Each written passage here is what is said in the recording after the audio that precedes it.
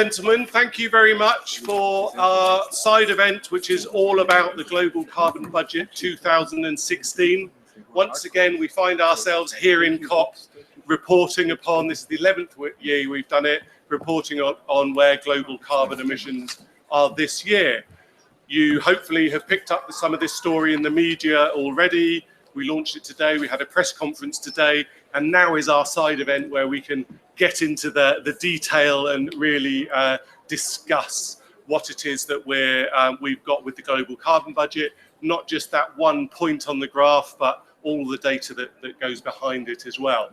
And I always like to point out that the global carbon budget, an amazing scientific, globally cooperative effort with the data passed from the northern hemisphere to the southern hemisphere 24 hours a day until they finally decide exactly that dot on the graph is accurate. So I would like to introduce our chair and speakers. So this is a side event of the University of East Anglia, the University of Manchester, and the Mercator Research Institute for Global Commons and Climate Change. Our chair is Youba Sokona from the South Centre. Speakers, we have Glen here from Cicero in Norway, UEA from EASA in Austria, and Sabine at the Mercator Research Institute in Germany. And joining us online will be Larkin from the University of Manchester. I'm Asher Minns, I'm from the University of East Anglia, the Tyndall Centre for Climate Change Research and Future Earth. But I will hand over to Youba to start this side event. Thank you, Youba. Thank you. Thank you. Good afternoon, and it's my pleasure and then to be waiting and then to be associated again with this annual event. And some of us just met once a year. But this global carbon budget is a product of hard work, cooperation, and dedication of people, and then who produce that every year. And then the global carbon budget also addresses a complex system with measures and model data. And also it demonstrates our challenges. Given these challenges, the global carbon budget makes a powerful case for the need for information and then how we can use the information and additional information. I will not say more than that. I will just give the floor to the speakers. You have 10 minutes to make your point, and then after every speech, we have only questions that need some precision or some clarification point, and then we will open the floor for discussion after the presentations. Okay, let us start with Glen. Okay, thank you. So we're each going to give a presentation, and I'll lead off with the main messages from the global carbon budget this year. And as a few people have mentioned, this is quite a big effort. So you'll see three of us here, but behind us there's hundreds of people. So direct contributions, the paper behind this has got around about 100 authors, and then indirectly there's a lot of other indirect contributions, probably totaling hundreds if not thousands of people, model runs, measurements, and all sorts of things. So I just want to highlight at the start, there's a lot of people involved in this, this body of work.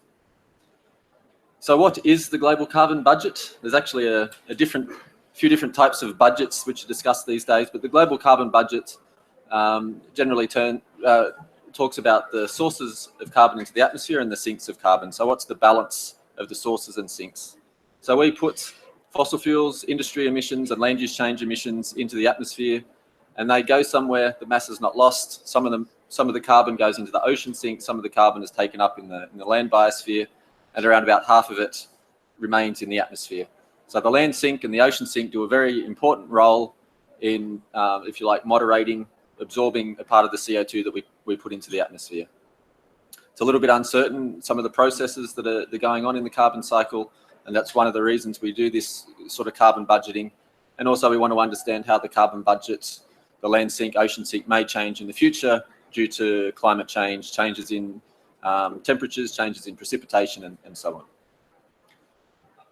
Today, I'm going to focus on three parts of the carbon budget. I'm going to talk mainly about fossil fuels, emissions from fossil fuels and industry.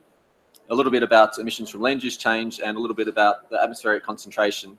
I won't go into the details on ocean and land sink. So first of all, fossil fuel and industry emissions. So the main headline that we've come out with this year's carbon budget is that emissions from fossil fuels and industry have been flat for the last 3 years. So during the 2000s, there was quite rapid growth in carbon dioxide emissions, primarily driven by China. This growth was unexpected, and then in the last few years, it's unexpectedly slowed down. And the last 3 years, 2014, 2015, 2016, emissions have been relatively flat. So this is a great opportunity to lock in those gains and hopefully raise ambition to end up in a better situation than where the current emission pledges indicate we may be. What is behind this slowdown? And for that, it's quite useful to go into the key emitters. So here we've got the top 4 emitters in terms of absolute emissions. They cover about 60% of global emissions. China, which is the orange line there, about 30% of global emissions. So whatever happens in China plays a very important role in the signal on global emissions. Chinese emissions grew very rapidly during the 2000s. No one really expected China to grow so rapidly. And then almost all of a sudden, a couple of years ago, Chinese emissions growth started to slow down, leveled out, and even went down in the last couple of years. So there's been quite dramatic changes in what's going on in China, big changes in coal consumption, and this is primarily driving this slowing down of global emissions growth and leveling out in the last couple of years. What's causing the changes in China? Now, there's a lot of economic factors behind that. The construction boom has come to an end. There's a depressed market of steel products and so on. So energy-intensive industries, cement, steel, have much lower output than usual. This is meaning less coal consumption, and this is where a lot of the reduction in emissions are coming from. China is also working towards controlling air pollution in its cities in particular, has very strong growth, impressive growth in solar and wind, and they're making contributions, but they're not the main factors. They're important, but they're not the main factors causing this sort of sudden leveling in Chinese emissions. Emissions have been trending down the last 10 years almost. Looks like there may have been a peak around about 2007, though we need to give that a few more years to make sure it is a peak. Emissions have trended downwards around about 1–2% per year. The last 2 years, 2015, 2016, there's been rather big drops in coal consumption in the US, offset somewhat by increases in oil and gas consumption, but still emissions have gone down 2.5% this year and likely 1.5–2% in 2016. Given that the main change going on in the US is the reduction in coal, which is driven by economic factors, primarily cheap gas, and also the strong support for solar and wind, particularly in some Republican states, we may not see that Trump can do much about changes in US emissions. So there's many market forces driving those changes, and many of those are supported by Republican states. EU emissions have trended down for the last couple of decades. Surprisingly, 2015 had a slight increase in emissions around about 1.5%, primarily from increased gas consumption, although we'd expect over time that EU emissions will continue on that downward trend, and I think EU will comfortably meet its 2030 pledge. Indian emissions grew at about 5% in 2015, and that continues the trend of around about 5 or 6% per year growth in the last decade or so. And would expect some more growth in Chinese emissions in the, let's say, the decade ahead. And this is more or less indicated in their emission pledge, their INDC. It's also important to look at emissions from other perspectives. This shows per capita emissions. And you can see at the top there, US per capita emissions are much higher than these other top emitters. They're trending down quite rapidly, which is good, but they're still very high. China and the EU emits, in terms of CO2 from fossil fuel consumption, around about the same in a per capita basis, something that not many people realize, and that's quite a bit above the world average, about 50–60% above the world average. So those per capita emissions need to come down, and Indian per capita emissions are quite a bit lower than the other emitters. So I want to talk a little bit about land use change emissions. Land use change emissions are about 10% roughly of global emissions, global carbon dioxide emissions. And in the 2000s, the decade of the 2000s, emissions are a little bit lower than what they were in the previous decades. And you can see that there's not much change over that whole period in terms of growth. In 2015, emissions will be a little bit higher from land use change, let's say above the 10-year trend, if you like. And the main reason behind that is the El Nino conditions have led to hotter, dry conditions, particularly in Indonesia, which has sort of intensified the fires there that happen from land use change activities. And so in 2016, we'd expect those fires not to be as intense and land use change emissions to go back to their level, their sort of average level of the last decade. When you add emissions from fossil fuels industry and land use change, emissions actually went up a little bit in 2015, 2014 as well, primarily because of the increases in emissions from land use change. Although in 2016, we'd expect the emissions to go back down again because of this El Nino factor, as I was mentioning. And this is one of the reasons that we focus a lot on the fossil fuel and industry emissions in our analysis, because the land use change emissions have a bit more interannual variability and you need to look at more longer term trends in the land use change emissions. Moving to atmospheric concentration. So this is the amount of CO2 in the atmosphere. That has continued up, as you can see in this figure, quite strongly. The red little squiggle there is showing the seasonal cycle in carbon concentrations in the atmosphere. In 2016 will be the first full year that atmospheric concentrations go over 400 parts per million. This is globally averaged. And even though emissions growth has been flat in 2014, 2015, 2016, in 2015, 2016, we'll have probably the highest increases in atmospheric concentration recorded. Why is that? So a few words. What causes the atmospheric concentration to go up? The first thing is we could keep putting carbon dioxide into the atmosphere. And even though emissions have been flat the last couple of years, we're still putting a lot of carbon into the atmosphere. It's still a record level. Last year was a record level. This year is a record level, just at the same level. So we're still putting a lot of carbon into the atmosphere. That pushes concentrations up. We still have our ocean and land sink, which, if you like, clean up about 50% of the emissions we put into the atmosphere. So they're playing a very important role. But in the second half of 2015, going into 2016, we've had this strong El Nino event that causes hot, dry conditions in important land sinks, which means that the land takes up less carbon than it usually does. Because the land's taking up less carbon, it means more stays in the atmosphere. And that means that we've had this record increase in atmospheric concentration. Over a longer period of time, let's say decades, multi-decade period, these El Nino, La Nina events tend to cancel out, average out to zero, if you like, and CO2, emissions from CO2 remain the primary driver of increases in atmospheric concentration. So now I'll move over to Yuri, and he'll look at the future picture moving forward to 2030. Just, is there any clarification question? Clear. Okay. Yes.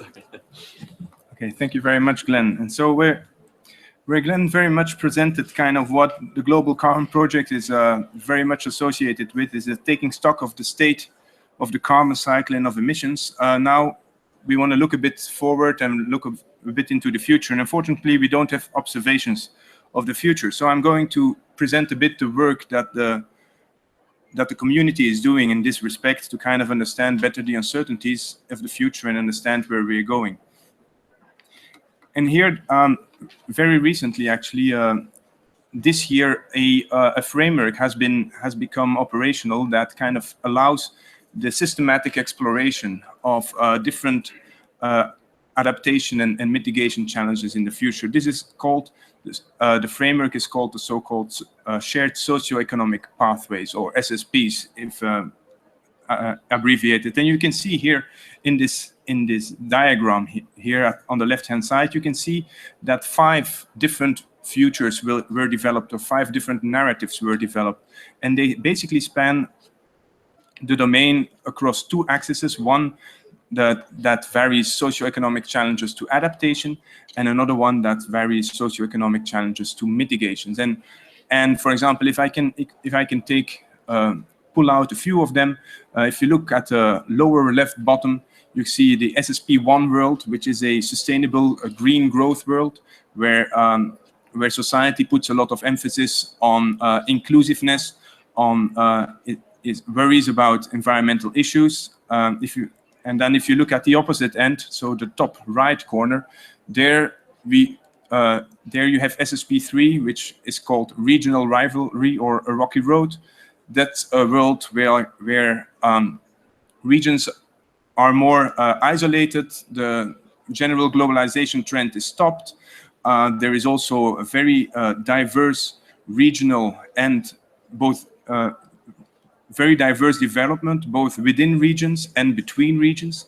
And there you have very high socioeconomic challenges to adaptation and to mitigations. And in each of these 5 worlds, we then explore how we can get from a baseline where we would emit 8.5 watt per square meter to actually more stringent climate targets in line with, for example, a 2.6 watt per square meter target, or even lower 1.9 watt per square meter, which would be consistent with 1.5. So if you look at these results, and these results have been recently published by the community and are also available online, and this is just a visual representation of these results with then the carbon budget numbers, the historical carbon budget numbers on top. You can see that what we know about the future is that we still have quite a lot of choices that we can make. And here you can see for each of these 5 worlds that I described before, or of which I described 2 before, you can see how emissions would evolve under baseline. So in absence of any climate policies, these are the green lines in every of those 5 panels. And then also how they would be limited to lower radiative forcing. And what you can see is that the level of emissions and with implied temperatures varies a lot in each of these worlds. If you look at the top right corner, again, this SSP3 world, you see that emissions go up significantly and lead to warming of roughly 5 degrees by the end of the century, where in your sustainability world, emissions stay much flatter, even if in absence of climate change mitigation. And one important aspect that we learned from these exercises is, for example, that not all mitigation targets are feasible or achievable in each of these worlds. Particularly, again, if you look at a very fragmented and a very unequal world in the top right corner, you will see that there is no what color is it? Green, bluish color available for scenarios that limit warming to 2.6 watt per square meter, or basically the 2-degree scenarios. That means that the models that try to model such a world with regional rivalry and very unequal development globally cannot achieve the emission reductions required to stay within that forcing target. So that's an important insight that we get from these kind of exercises, and all that data is available online in a online database for further exploration by the community. And then finally, if we then look, what do the historical emissions mean in context of the INDCs? Here you see again historical emissions of the Global Carbon Project until 2015. And here you have ranges of emissions that lead to different temperature outcomes, assuming that that policies continue gradually over the 21st century, and they're not sudden shifts kind of after 2030 to a very stringent mitigation pathway. And if you compare that then to the emissions implied by the INDCs, and these are the total CO2 emissions implied by the INDCs, you see that most studies would end up with the INDCs keeping warming to slightly below 3 degrees.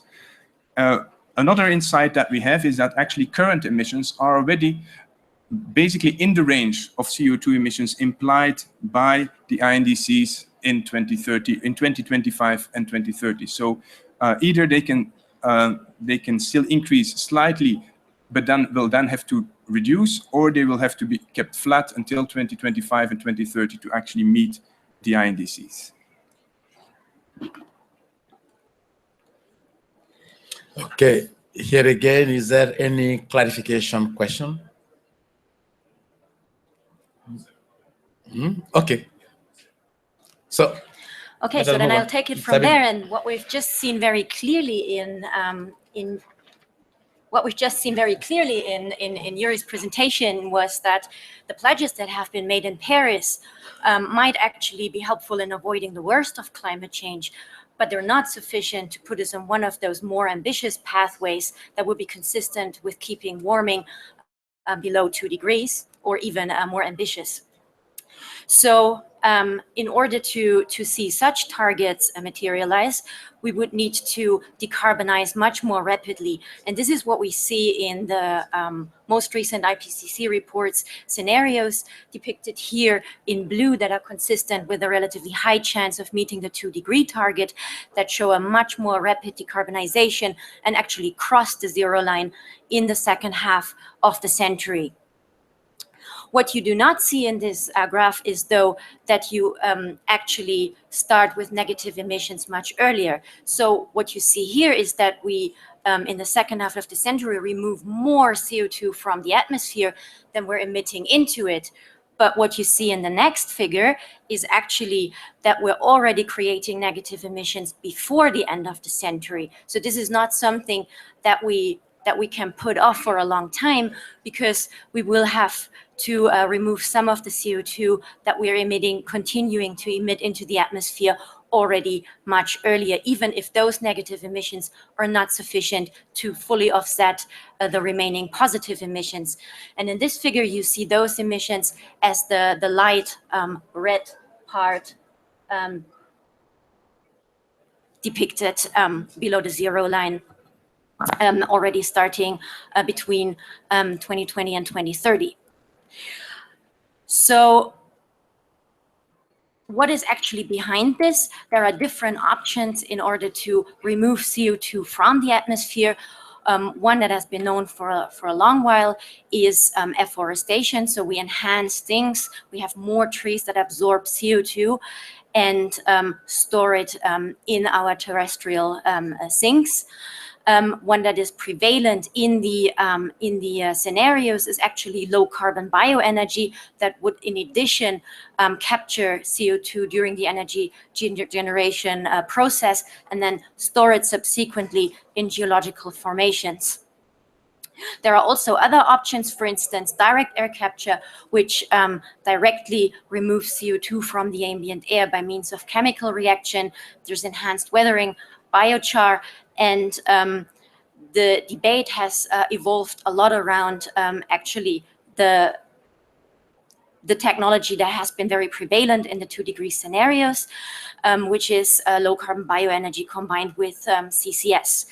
And basically two concerns I want to highlight here that the Global Carbon Project and colleagues have been looking more deeply into is the amounts of land and other resources that will be needed in order to realize these amounts of negative emissions.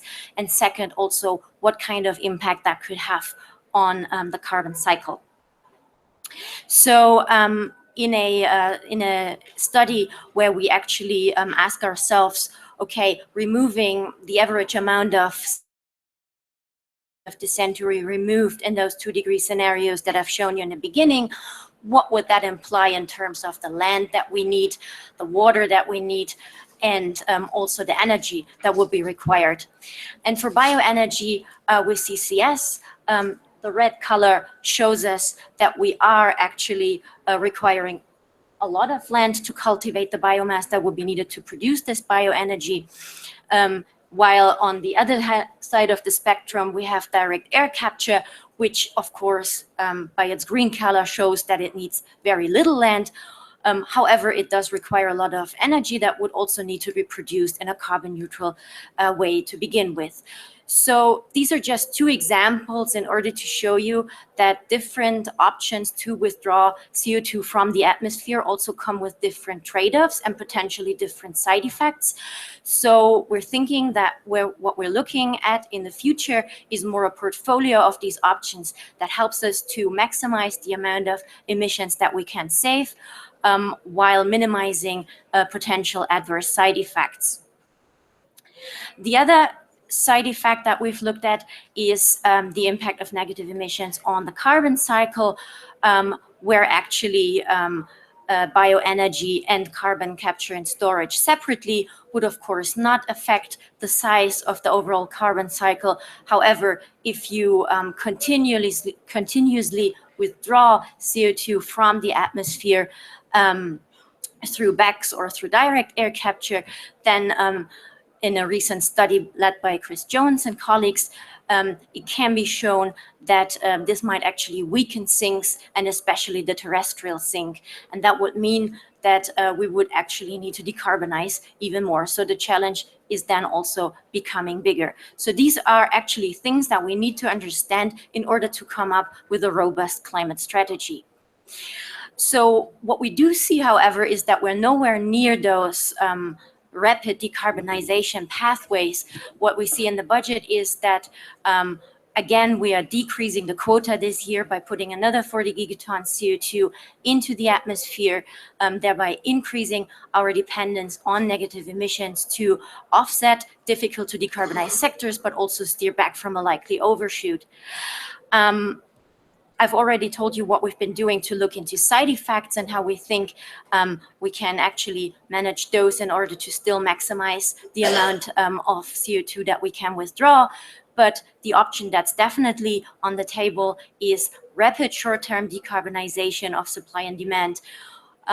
We should not lock ourselves further into intensive infrastructure while we're also preparing for sustainable ways of removing CO2. So in the following, my colleague Elliott Larkin will actually look at two sectors that are difficult to decarbonize and look into the short-term options there.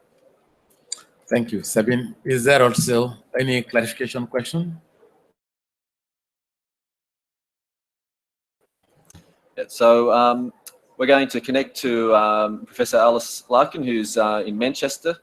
It's a pre-recorded presentation, so just give me a get this started, and the sound should hopefully come over the speakers.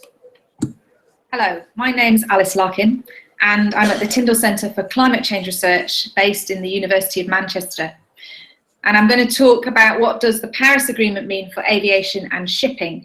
And this is work that's been conducted in Manchester with the colleagues as mentioned on this slide. So why are aviation and shipping particularly interesting? Well, both of these sectors have emissions that are released in international either airspace or waters. And as a result of this, they were excluded from Kyoto's national emission reduction targets because of the international nature of the emissions. And they are also notably now absent from the Paris Agreement text in terms of dealing with these international sectors. Now, two organisations were mandated with delivering mitigation policy for these sectors, both within the Kyoto Agreement and anticipated also from Paris. And this is the International Civil Aviation Organisation for aircraft and the International Maritime Organisation for shipping. However, many organisations and governments and the EU, for instance, have considered that both bodies have made very slow progress in terms of delivering on mitigation policy.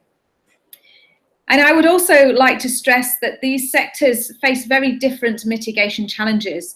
They are very different in terms of the use of them for what we use them for in society, and also in terms of the options available to them. So whilst they're often grouped together because of their international nature, I would make a point that they are very different, and this is work that I had published last year.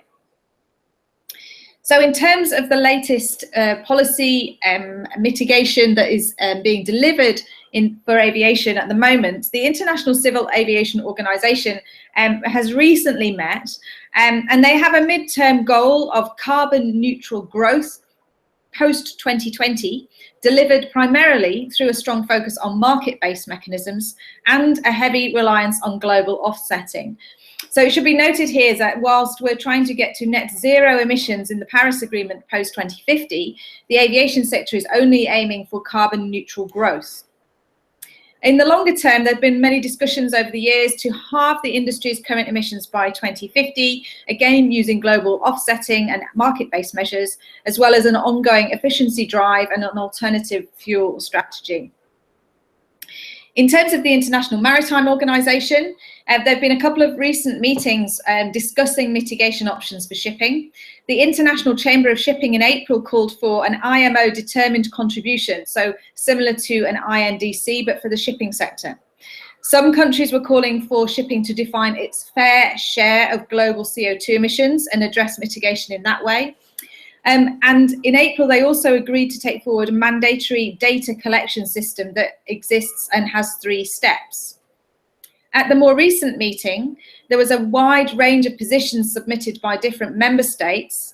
One is still looking at this fair share of emissions and arguing that this should happen in parallel to the data collection efforts of the 3-step approach.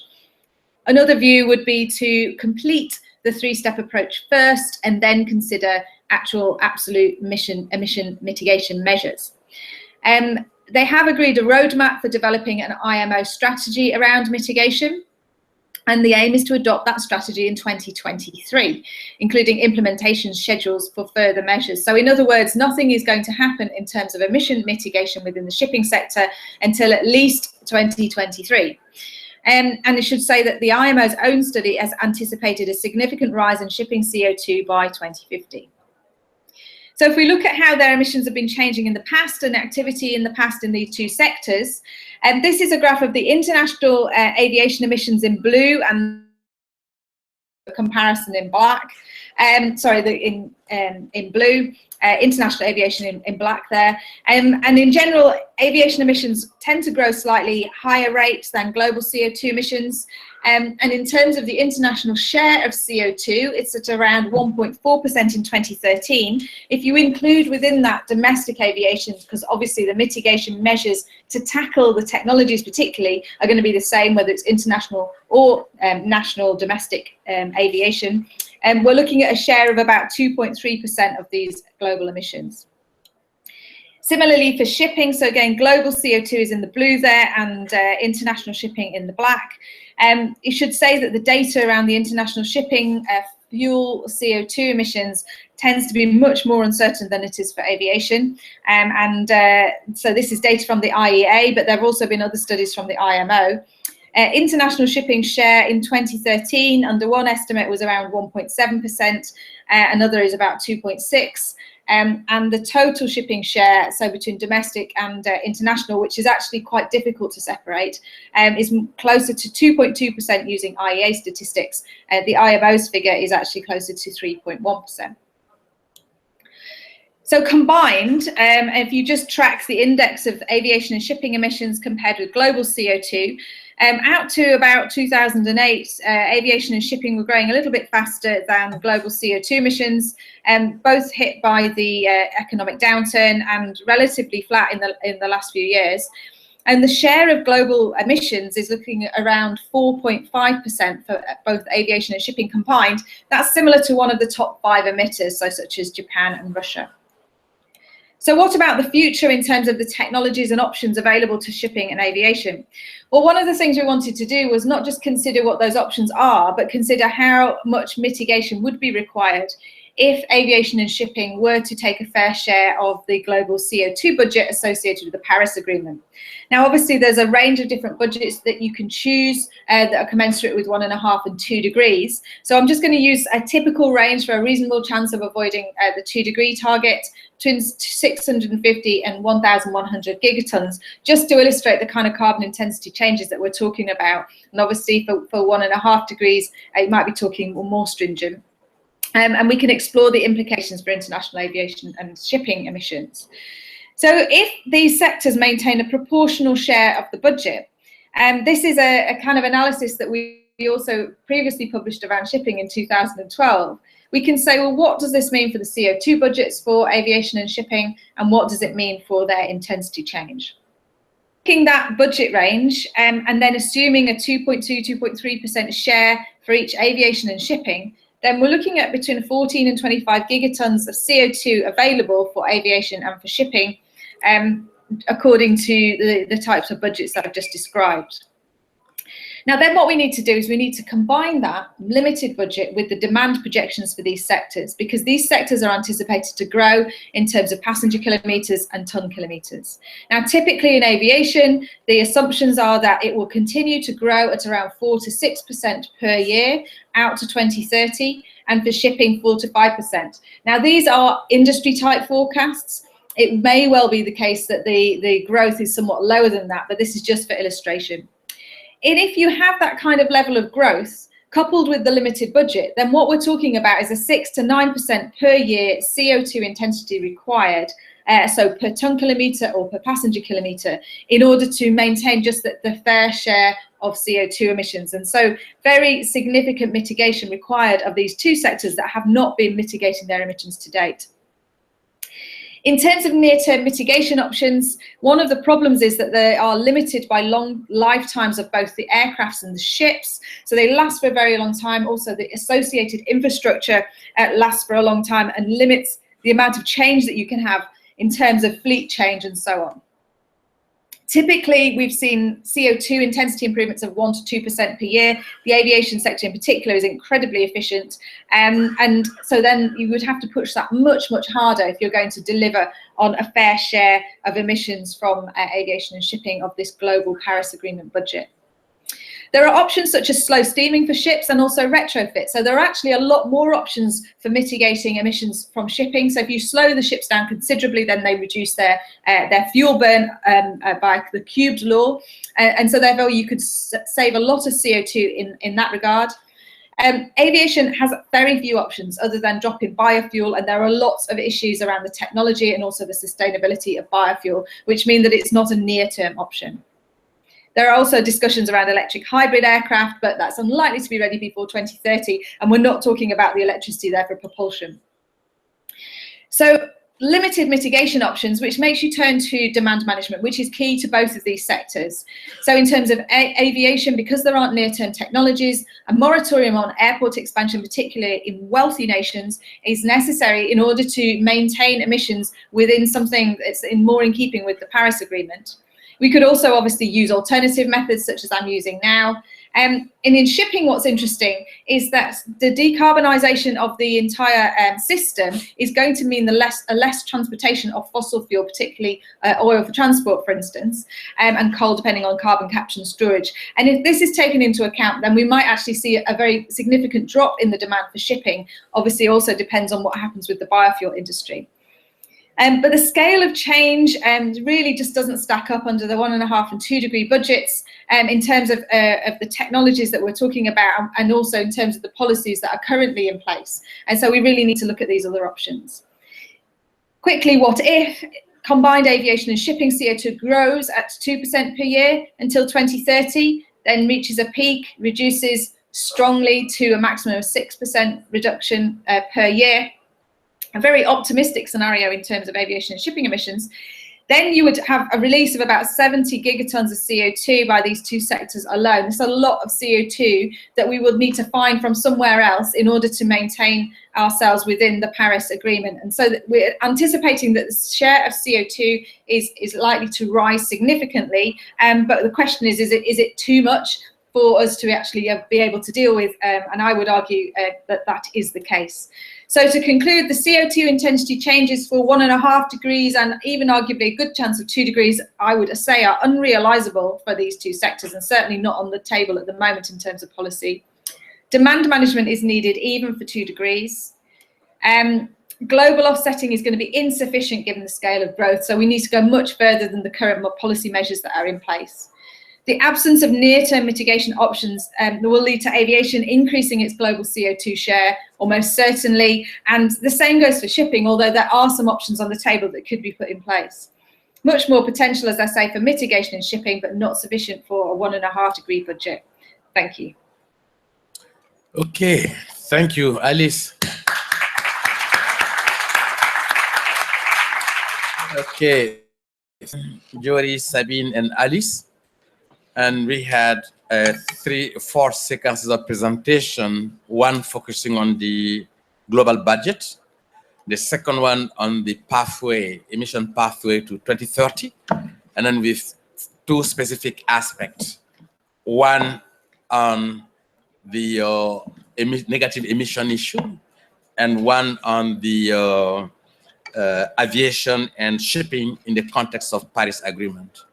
And now the floor is open, and please be concise, brief, and don't make any large presentations. And then they restricted their presentation to 10 minutes.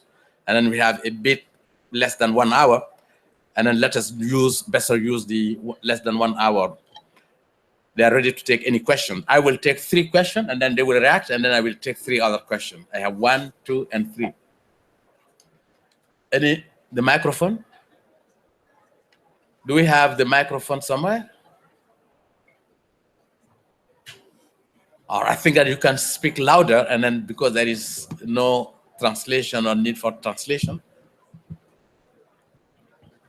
It's coming up with it. Youba. They're coming. Okay, they're coming. Down here, Christian. You can hand over the microphone to the second speaker, the second, and then the third one later. Okay. Thanks. Jason Funk from the Center for Carbon Removal. Just want to say hello and ask a couple questions related to negative emissions and the role of the land sector. The IPCC Fifth Assessment Report says more or less that there's an important point reached at 2030 in which we either need to be steeply reducing emissions through mitigation options and keeping them well below 50 gigatons, let's say, or else we need to have about 20 gigatons CO2e of negative emissions deployed annually. As I read it, we already have about 10 gigatons in terms of the land sink occurring already, and there's been estimates that we could get another 10 gigatons out of the land sector if we really went at a high ambition pace. Is that interpretation consistent with what you've found in this most recent analysis? And do you think, so I guess what I'm asking is, through afforestation, reforestation, and other measures, could we reach that 20 gigatons of negative emissions through the land sector without the need to use CCS or other negative emissions technologies? Or are there any scenarios in which that's possible? Thank you. The second.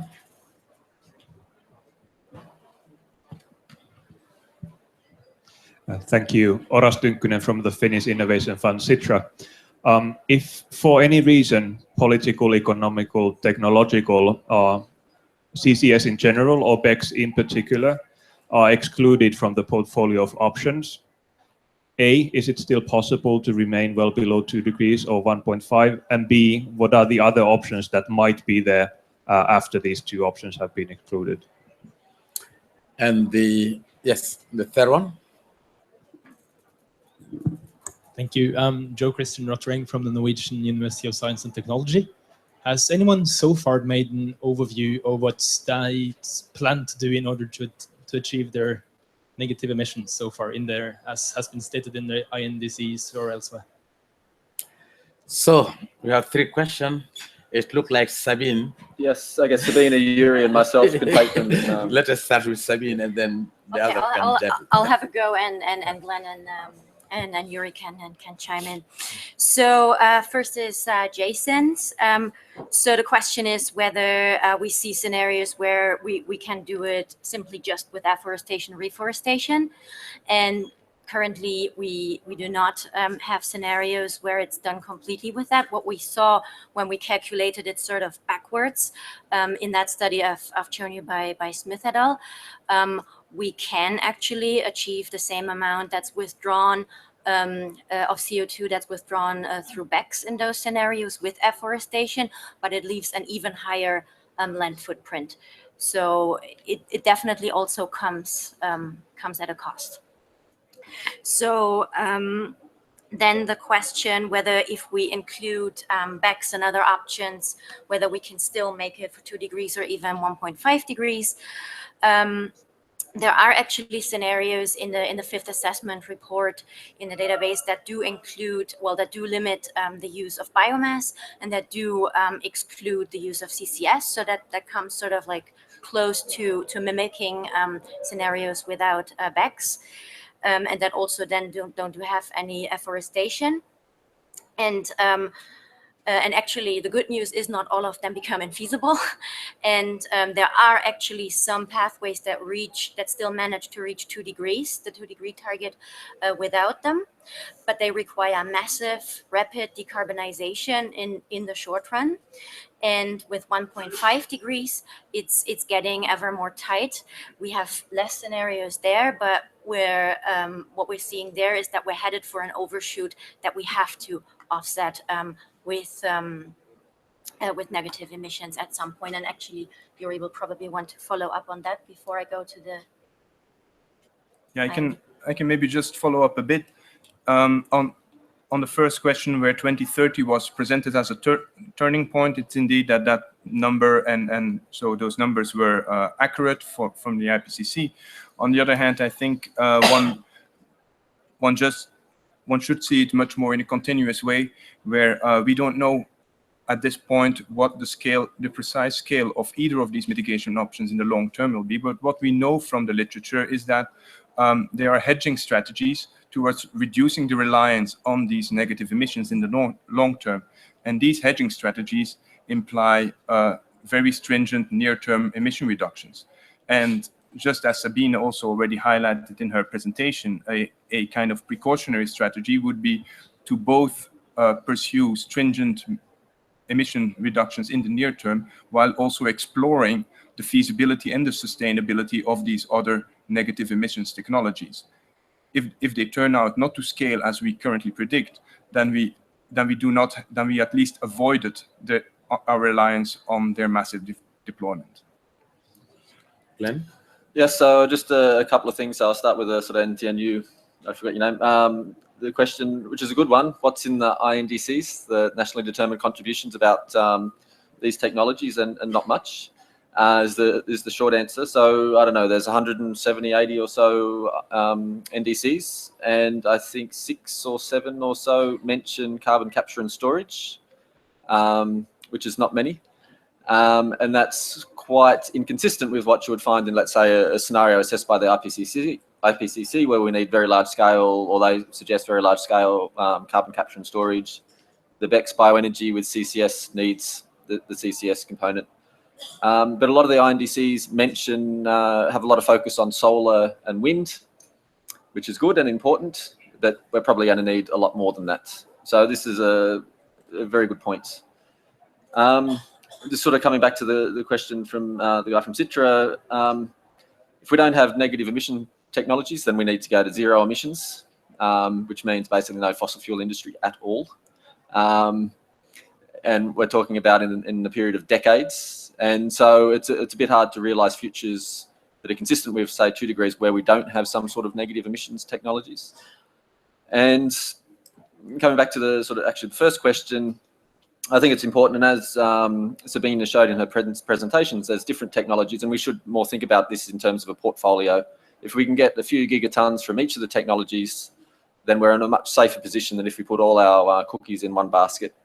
Coming back to some of your numbers on afforestation, the carbon sink, which is, I guess, roughly 10 billion tonnes, that's not something that we would call negative emissions. That's an uptake of carbon in existing forests. A bit like carbon fertilization, I guess you could say. However, we can preserve the forests that we have, don't cut them down. That helps a lot. And some say maybe you can save, 5 billion tons of CO2 there, so that's important. We can expand forests, and that's important as well. We can manage existing forests better. That's important. So you can actually get a lot out of the land use sector before you start expanding territory. And then you have all these other technologies, which Sabine mentioned, which we can look at. Before Sabine, let me go. Alice? Yes. Clearly, I'm not Alice Larkin. I know. But she's following the discussion online on the YouTube filming. And she wanted to say, and I know this speaks very much to Alice's interest, with regard to the second question about, we have to think about the demand side as well, because the models tend to favour all the technological changes, but the demand side is essential, in particular if you're looking at aviation, and clearly we're standing here at COP. And that means that we need more work from social scientists and political scientists, not just the physical scientists and the engineers. So if you don't mind me being Alice Larkin for the evening, I'll interject. Thanks. We know that we are not Alex. Yes. Sabine? Yes, maybe to wrap that up and also to complement maybe Alice's comment in what we see in the 1.5 degree scenario is actually also massive reductions on the demand side. So it's actually a portfolio of a lot of things. But what I wanted to say to this negative emissions debate is maybe also as a sort of wrap up before we go into other questions, that negative emissions are definitely no longer something that we do in order to offset like, I mean, it doesn't allow us to go on a business as usual pathway. It comes on top of everything that we can do in the short run. And if we don't like negative emissions, then that's actually our best option to minimize our reliance on them, to do as much as we can in the short run. Okay, thank you. 3. Now let us get 3. I have 1, 2, and 3. Okay, yes. Yes, microphone will be. My name's Elliott Morgan. I'm a representative of Uppsala University, and we're here heavily influenced by the work of Kevin Anderson, who is a colleague of Alice Larkin and a member of the Tyndall Institute. He's also a visiting professor at Uppsala University. He is a strong advocate of not flying and has taken a commitment himself to not fly any longer.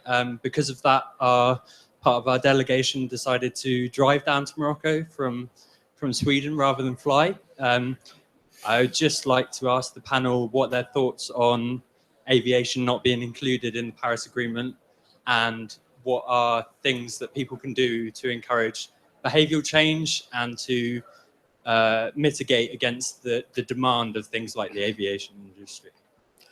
Okay, good. But I think that the panelists are not the policymakers. They are scientists. Okay.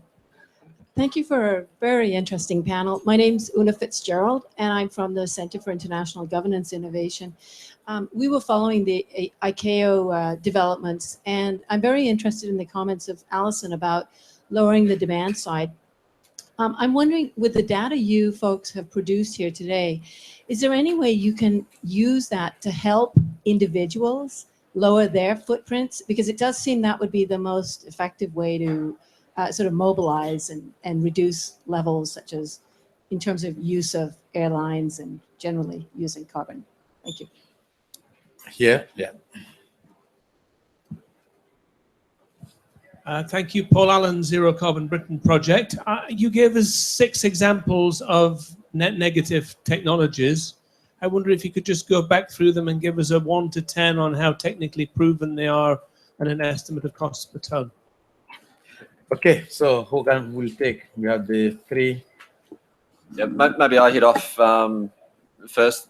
And both those sort of 2 questions relating to the aviation. So it's good to see you made it from Uppsala. I knew you were coming, so it's a long trip by car. Good job. So it's a tough question, the aviation one, and pretty much everyone in this room would have flown here, and pretty much everyone at this conference would have flown here. And it's a big footprint, and we do fly a lot for personal reasons and for business reasons. But there also are a lot of alternatives. So Alice, her presentation was quite clear, quite understandable, and she could have been sitting here and you wouldn't have noticed. So so you can do alternative approaches. I just gave a presentation in the US, which avoided a flight to the US. This morning I've given a few interviews via Facebook Live, which works very well. So there's many options that we can take to reduce. We might have to put a little bit of effort in it. We may not have some of the personal interactions we do around a coffee machine or dinner or something like that. But there's a lot we can do to avoid our travel, and we should try and minimize the best we can, and if possible, then cut it out. Within the sort of, let's say, if you think about in the budget concept, which Alice sort of presented, it's a very good illustration to show a sort of a pie. This is how big the pie is and how we're going to share out that pie. And so if aviation wants to take a bigger share of that pie because they feel that they need to have growth and mitigation is hard in aviation, then that means someone else gets a smaller slice. So who gets the smaller slice? And is everyone happy? Is the electricity generation sector happy that they have to develop technologies like bioenergy with carbon capture and storage, so aviation doesn't have to do much effort? And so I think the budget concept is a nice way to sort of illustrate that if someone gets a bigger slice, someone gets a smaller slice. And hopefully those people that get a smaller slice can push back a little bit and maybe push aviation and others to make a big, and shipping, of course, to make a bigger contribution. Sabine? Yes. Shall I go through the 6 examples? Yeah. So basically, what we probably know most about is afforestation. This is something that we do have experience with, though, as I was already saying to Jason, not at that scale. What is most prevalent in the scenarios is bioenergy, where the idea is that bioenergy with carbon capture and storage, where the idea is that the biomass that we cultivate in order to use it as feedstock for producing energy would be sequestering CO2 about as much as is then generated during the energy production process. So it comes out to be low carbon, or in the ideal case, carbon neutral, if everything is done sustainably. And then if on top of that, you also capture CO2 and store it underground, you end up with a carbon negative balance. In the case of biochar, you add partly burnt biomass to soils that absorbs additional CO2, and there's also other ways of enhancing soil carbon sequestration. They typically do not have such a big potential, at least not as big as what we see in the scenarios with BECCS, but a lot of them do make also economically sense. So that could definitely be part of the portfolio that Glen was mentioning as well. In enhanced weathering, you grind certain minerals very, very finely and then distribute it over agricultural or forestry area. And then CO2 gets absorbed by chemical reaction as well. Ocean fertilization, I have to admit, I'm not an expert in at all, but it also has also been difficult on legal premises. But the idea is that you would have iron or other nutrients that are then applied to the ocean to also increase the CO2 absorption by the increased growth of algae. And then direct air capture, you would capture by these devices over here. You would capture the CO2 from the ambient air also by means of a chemical process. But as I said, this is still relatively energy intensive, while BECCS, of course, has the additional advantage of producing energy in the process. So all of them run into their respective bottlenecks, and that's why we think we should be looking for a portfolio that tries to minimize the side effects while still putting together as much CO2 as we can save by that. Jody, you have to come in. Yeah, maybe. Yeah, like Sabine maybe mentioned on those 6 options, there not all of them are equally much on the table. BECCS and afforestation definitely are. Air capture is somewhere there, but its technological feasibility, particularly because of the energy penalty of low carbon energy that needs to be produced, is not very clear. But then, for example, the options like ocean fertilization, there have been studies out there, and there have been tests that basically have resulted in that option being off the table, also in the models. It's not something that we consider. Maybe a final comment on aviation and the Paris Agreement.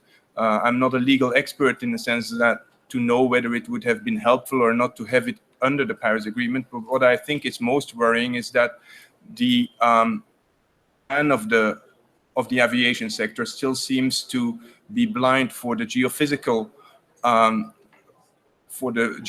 evidence that global emissions need to get to net zero. And so even a carbon neutral growth, even if it's offset, even through offsetting, should become zero to actually stabilize global temperatures.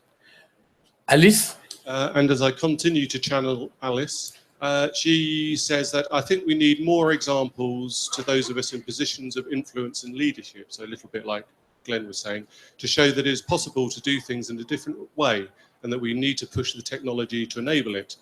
it will remain, the technology will remain patchy until we use it as a matter of course, and it just becomes every day. And so actually the more we use virtual comms and test virtual comms, which is what we're trying to do, the better they will become like all areas of demand. Thank you. The room is warming. I have 1, 2, 3 here. I will come to you. It's warming. Please be brief, and then the response also be brief, so that we have 30 minutes. Natalie Bennett here for the Green Economics Institute, and I want to follow on actually from Alice's contribution and what Elliott said beside me, because I actually came here by train from London. And my serious point about this is, and I confess that I'm flying back because I can't spare the 2 days to get back. But I think just looking at this and the sort of work that the Global Carbon Project could do is, train is the obvious alternative to aviation. And I'd really like to see in this, aviation, I really don't think anyone has done the figures, and certainly in the European context. And I think if we look perhaps in the African continental context, someone really do some work on how we could actually use trains. At the moment, it's not really what government policymakers are thinking about, but use trains as an alternative to planes. I came here by 2 days. It was a very pleasant time. I'm trying to write a book. I got lots of work done. It's a good way to travel. We need to actually make that possible. And one of the things that's happening in Europe is lots of the sleeper trains, which help make this possible, have actually just gone, which is total madness. So really a question, I think perhaps to Alice, but others, could we do some work on modelling how we could use trains as an alternative to aviation? Because I don't think the aviation industry is going to do it for us. Thank you. Niklas? Yes, here. And here. Thanks so much for interesting presentations. I was curious to the answers or the responses to, I think, David's question, which I think was also about the sort of feasibility of these, not just, how they work and so on. And I think in particular BECCS, which has become a very, very sort of hot topic now. It seems to me that it's very far from proven. The implications in terms of just infrastructure to collect all this, distributed sources of emissions, and of course the land implications and so on and so on. And the land is astronomical, some of the assumptions, with also many implications socially and so on. So I think for me, my question, I guess, is what is your sense as to the implications of putting it up like this, and kind of assuming in a way that they are all there and they are acceptable in some way, there is some kind of mix of these, and in kind of giving us still that kind of leeway that there is something there that will actually add up, rather than this sort of let's really not assume they will work, and let's then get the reductions kind of conclusions, like I think Glen and Kevin also kind of outlining their science article recently, which is a much more radical kind of conclusion. And also, what if we, on top of these, add up what Alice talked about, some equally sort of maybe unrealistic or possibly pie in the sky kind of ideas of radical emissions reductions on the demand side. Let's really have, a ban on meat consumption or whatever. That seems absolutely impossible, but is BECCS possible even? So how do you see that kind of changing of scenarios, but also research kind of efforts and going into the next IPCC integrated assessment modeling and so on, as your kind of response from the panel? Okay, here, please be brief. I'll be brief. Andrew Murphy from Transport and Environment. I work exclusively on aviation, so I'm thrilled that this discussion has broken out. Just I could talk a lot, but I'll keep it brief. Just on the issue of demand. Demand doesn't come from nowhere for aviation. European governments are actively stimulating aviation demand. And if you look at some of the policies in place, there's no sales tax on aviation, there's no fuel tax on aviation. About half of Europe's airports are loss-making, so they're propped up by taxpayer money.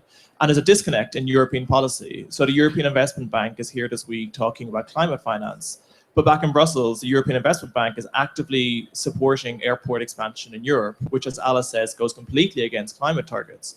So the first thing we need to do is stop thinking demand is just this natural occurrence. We need to stop stimulating aviation demand. And in particular, European countries need to stop stimulating demand.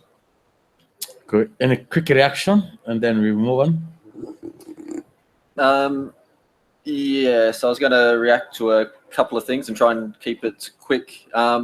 If I just take the aviation and transport questions quickly. So as you're sort of mentioning up the back there are benefits to trains. You can get some more work done. It's more peaceful. You don't have to go through security and other frustrating things.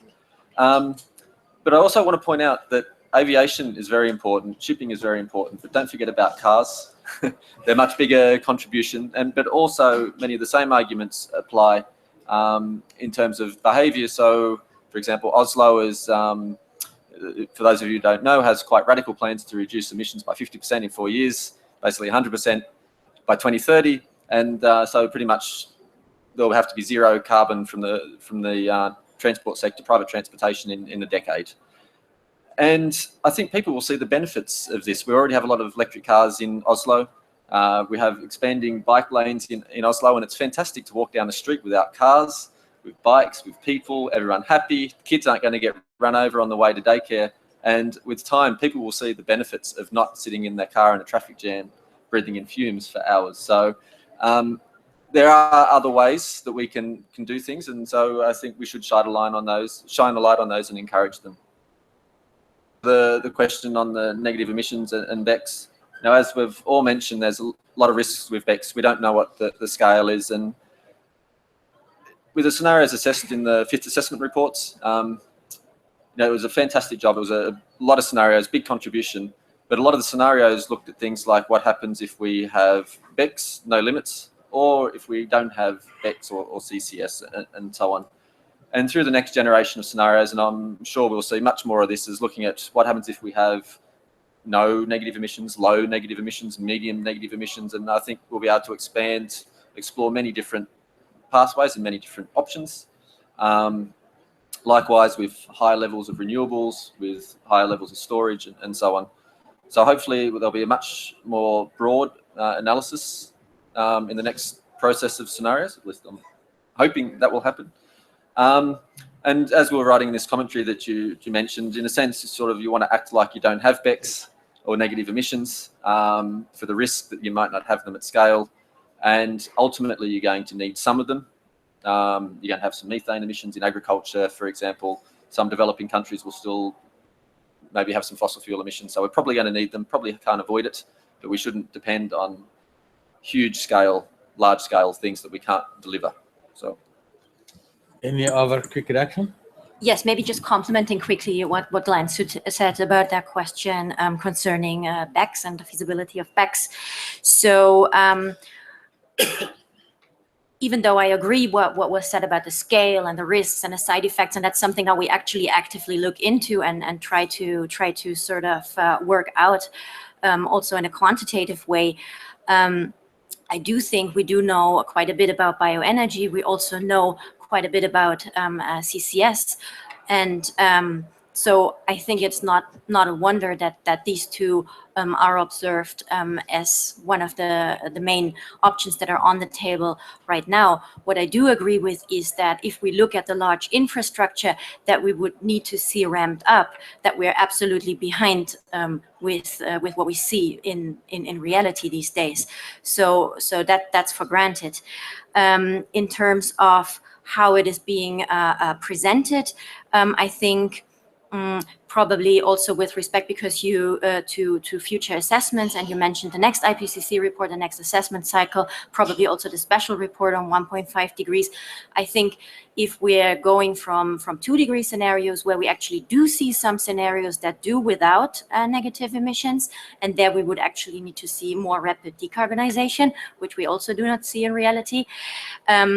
I think it's a difference if we talk about 1.5 degree where we actually go already, like we already see massive reductions also on the demand side.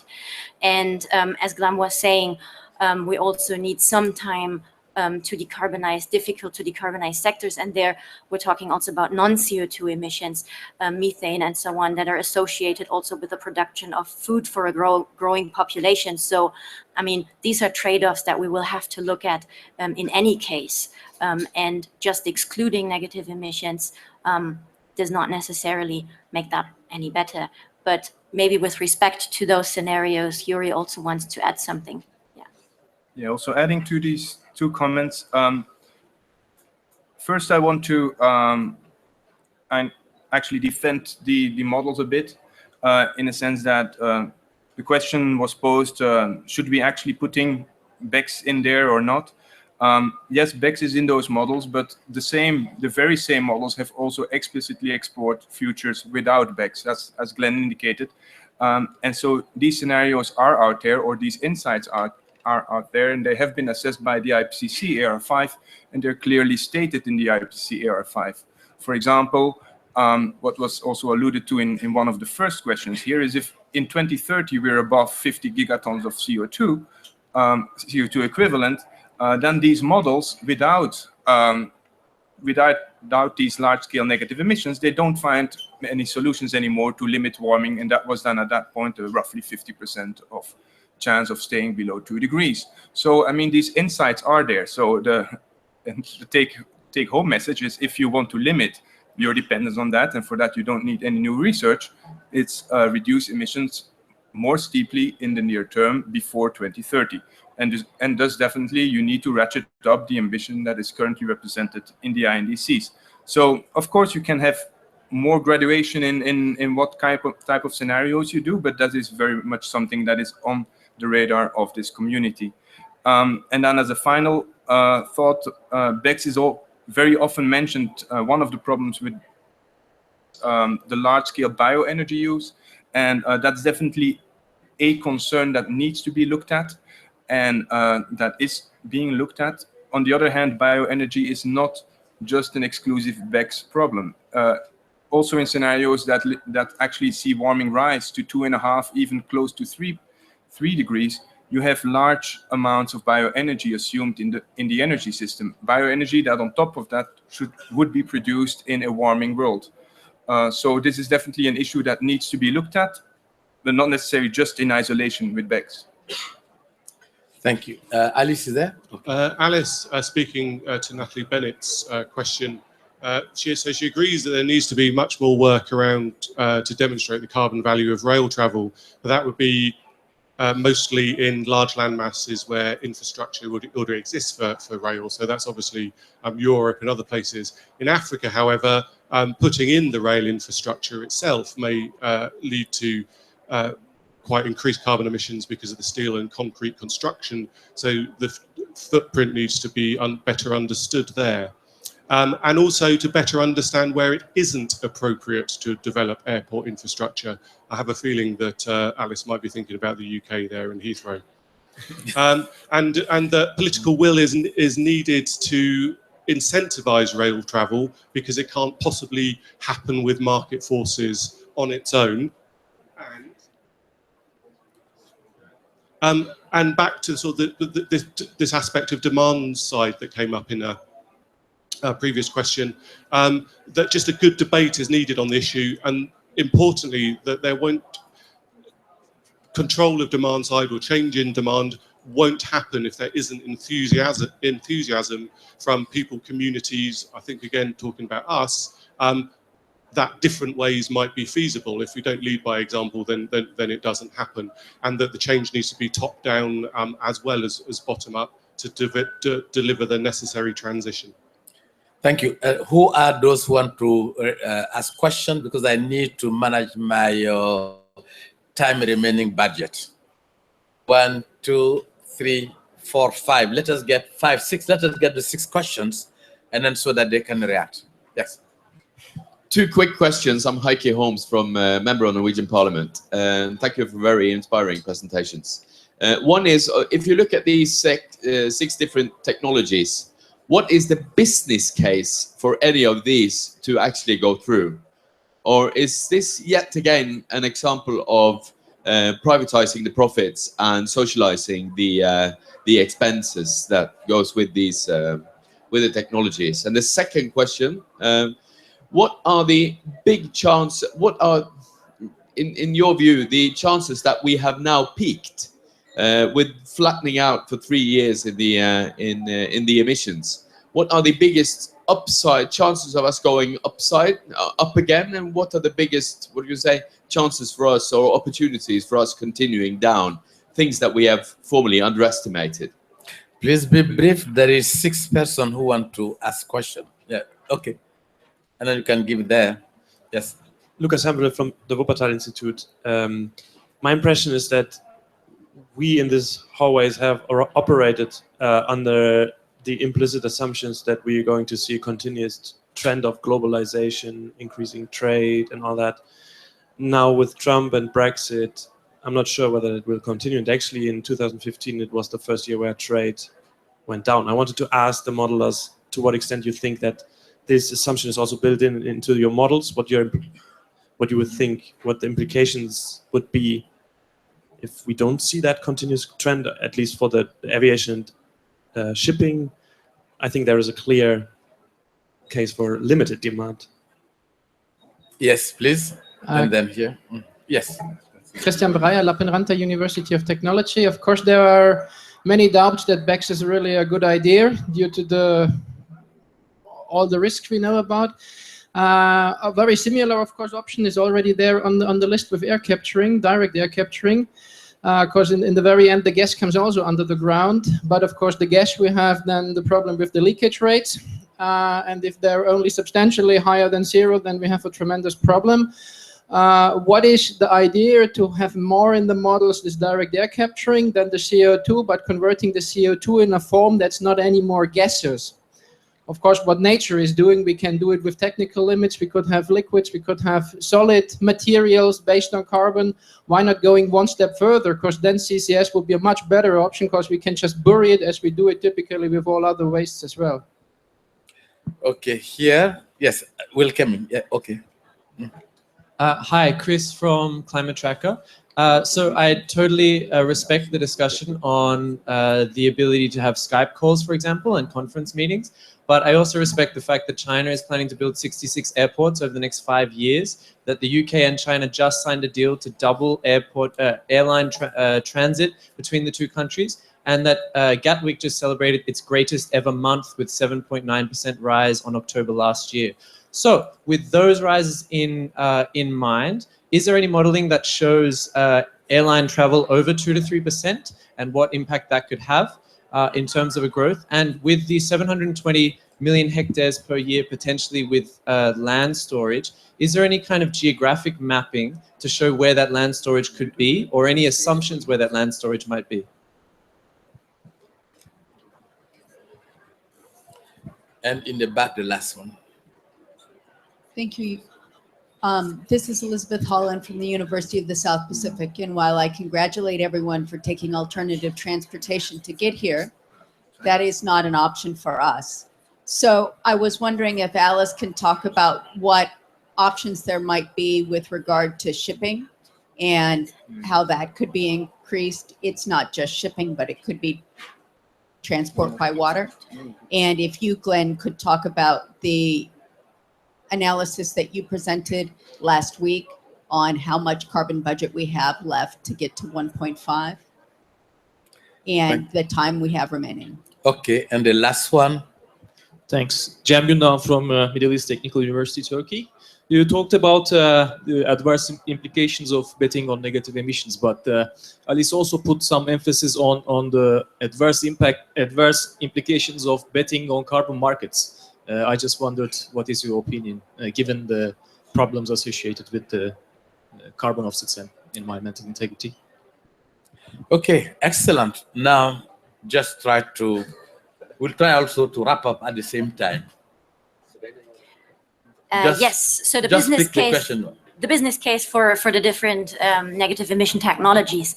So how they actually get triggered in the models is because there is a rising CO2 price. So there has to be an incentive in absence of carbon pricing. I do not see how we would achieve such large scales of negative emission technologies deployment. Maybe with the exception of some options in soil carbon sequestration that do make sense economically already without an explicit CO2 price. But I think for the scales that we're talking about, carbon pricing would be essential. That's why I didn't get the question actually about the adverse impacts of betting on carbon markets. Okay, I will talk to the increasing what we could call deglobalization trend and whether that's also in the models. This is now, for once, I think something where the modeling community has made good progress in advance of real-world developments, and the framework that I presented that was put together as a huge community effort of the integrated assessment modeling community actually looks at 5 different worlds, one of which is very cooperative, one of which is very fragmented with a really focus on regional issues and with very little collaboration across region and also very little technological development. So yes, this is definitely something that is already taken into account in the current frameworks within which the integrated assessment community is operating. And so this would definitely be also, there will also definitely be insights about what is possible in which type of world. So maybe for once, very good news from the scientific community that we already anticipated this. Maybe on the carbon budget, on how much CO2 is left for a 1.5 or 2 degree limit. Now that so only this year already we emitted another 40 gigatons of CO2. The remaining carbon budget for limiting warming to below 1.5 with a high probability is extremely small, and with each year of additional emissions, the chances of limiting warming that warming actually will be limited to 1.5 are shrinking. I think that already in the next 5 years, the options to limit warming to below 1.5 with a high probability, with more than 66%, have been foregone. However, in the end, it will only be through observations and through further research that we really understand when we will reach that limit. Glen? Right, so I'll try and wrap all this into a consistent narrative. So starting out with the peak emissions, the easy question, thank you. So China is one of the main reasons that emissions have flattened out in the last years, and there's a lot of economic factors behind at the end of the construction boom and so on. But one important thing to think about with China is there's a lot of coal power plants in China. They've just turned them down a little bit. And so if things change a little bit in China, if there's more construction, more trade or whatever, or more domestic demand, then it's very easy for China to turn on those power plants. So those power plants again. So it's quite easy for Chinese emissions to go back to the previous growth rates, depending on circumstances. So I think it's very important that policies are put in place that really lock in the gains that have been made, so emissions don't head up in that upward direction. But then there is positive progress in US, EU, emissions are going down. Chinese emissions have gone down in the last couple of years, and that's somewhat offset by increases in other countries. So India, other countries in the rest of the world pushing emissions up. And so there's this balance between decreases in emissions in some countries and increases in other countries, and how that plays out in the future. So we need to get the countries that are decreasing to decrease faster, the countries that are increasing to increase slower, and then we'll see global emissions start to slowly curve over and hopefully head down. Linking this into the trade, a part of the China story is related to trade. So there's a lot of construction behind it, but since the global financial crisis, trade has been a little bit softer, particularly in value terms. Commodity prices have dropped, so the value of trade has actually gone down or changed much more than the volume of trade actually. So this will depend how the world economy develops in the next years. If a Trump presidency goes more protectionist, then other countries go more protectionist, then maybe there would be less trade, but then also maybe that would depress the global economy and emissions would go down because of economic contraction, which is maybe what we don't want because it's going down for the wrong reasons. We probably want to have something to drive emissions down. Linking in another aspect of trade comes back to the geographic distribution. If we do have a lot of bioenergy, for example, where that bioenergy is grown compared to where it is used, may require considerable amounts of trade, transportation, and so on. And that's an issue which I don't think has been considered so much, particularly in an engineering sense. How can we bring together the biomass to certain points, put it on ships if necessary, move it to sources, and so on. So there's a complication in the sort of engineering case. Linking into the business case, this sort of relates to the business case because it will affect the costs, I guess. And essentially, you're going to need some carbon signal to get a business case. If there's no carbon price to give you a payment to run your big machine, which sucks carbon out of the atmosphere, then you're not going to do it. So you really need a carbon price, some sort of carbon market to drive a business case. Without that, some sort of direct government support would be very hard to see, I think. Yeah, but the business case just reminds me that I forgot the question about actually using the CO2 as a resource. That's actually something that's not factored into the scenarios that we've shown here, but that could actually be taken up. And then, of course, in how far it actually helps to make a business case for further decarbonization, or it depends, of course, what you actually do with that CO2. Yeah, sorry, and just finalising, just wrapping around to the sort of the 1.5 question. As Yuri said, there's excruciatingly short period of time. Negative emissions may give you a little bit more time, but in any case, we may even already have too much existing fossil fuel infrastructure. So we may need to sort of start to close down existing infrastructure, as well as building up new infrastructure, renewables, potentially negative emission technologies, and so on. So the 1.5 case is very short. We need to get cracking extremely fast. And I think that's all. Yeah. Okay, Alice. Yes. So the question specifically directed at Alice around aviation, and so she was saying, a bit like Glen, that high growth in trade won't necessarily continue, and that there are some signs that that might change. And global carbon budget for this year has perhaps suggested some of that as well. But she does point out also that there is the fossil fuel consumption or combustion, sorry, has a large impact on trade as well, because about 50% of global trade in tons is associated with fossil fuels. So obviously, these two things go hand in hand. And there was a specific question about the aviation budget, and that eats up 2%, basically eats up considerably more of the budget, but is likely, given the type of economic and development in other parts of the world that we just discussed, and that airport infrastructure really should be considered a stranded asset. I think that that has been excellent, and no more question. I will just try to bring what I hear, and then I will hand over to you for the final word. In the end, I think clearly the global carbon budget demonstrates our challenges as the initial, and refining those challenges will require more data, more information on a number of issues. And there's some key questions. And then how that can be translated as an educational tool.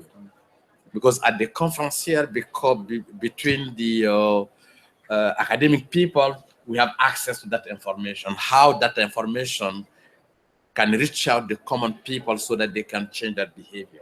Those are some of the questions of the global carbon budget. I don't know if the universities who are involved in it can take on board those questions. And then how the information you gather can be translated the report can be translated in information for general public, so that I may be possible from my part in Africa to come here, maybe walking because I have no train to take. You can do it from US, but we need to inform. And then this is some of the aspect. And there are also a number of questions, and that will feed the next report. And I think that they did a great job. And thanks again. And then next year, and then let me hand over to Tyndall Center for the final remarks. So thank you everybody for coming. Thank you obviously to the speakers. Just speaking to what you were saying about getting the message wider out than in this room and people only in climate research. So do please come to the Tyndall Center and the Global Carbon Project websites to see the animations and all the other activities that are going on, the key messages, the infographics. carbon budget, and we're trying to put out a global message to everybody, not just the people at COP, but including the people at COP. To follow up any of these questions or discussions or all those thoughts that you had that I'll have when I walk out of here, University of East Anglia exhibition stand is 16C. Come and talk to us. We've got more detail of all of this. You can only imagine the amount of detail behind this. And similarly, 25A is the Cicero exhibition stand, so you can find Glen and other people there. So just to thank Youba as being our chair, Glen Peters from the Global Carbon Project and Cicero, Yuri from IASA, Sabine from MCC, Mercator Climate Institute, and thank you everybody very much, and we hope to see you again, and do come talk to us afterwards. Thank you. And I guess the presentation will be on the website. Yes, and lots of other information. Okay. Thank you. Thank you. Thank you again. Thank you. Thanks, Youba. Good question. Hard to answer. 20 seconds.